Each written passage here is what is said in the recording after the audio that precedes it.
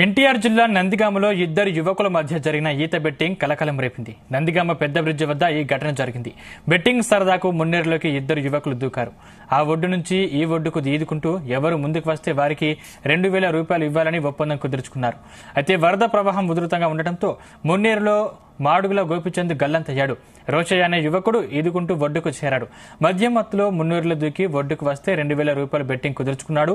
గోపిచంద్ కోసం పోలీసులు గాలింపు చేపట్టారు.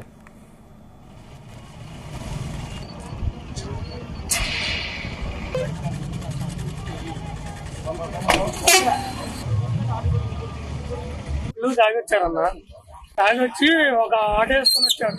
నేను అటు నుండి వస్తున్నా. వాళ్ళిద్దరిలో దూకినోడు చచ్చిపోయినోడు పందెం కాసింది. 2,000 ఇస్తా దూకరా, దూకడు రా అన్నారు. నేను దూకొస్తా అని ఈడు దూకిండు.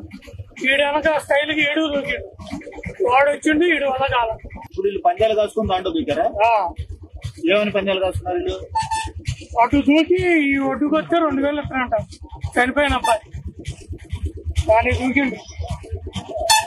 తాగొచ్చారన్నా, తాగొచ్చి ఒక ఆటో వేసుకుని వచ్చాడు. నేను అటు నుండి వస్తున్నా. వాళ్ళిద్దరిలో దూకినోడు చచ్చిపోయినోడు పందెం కాసింది.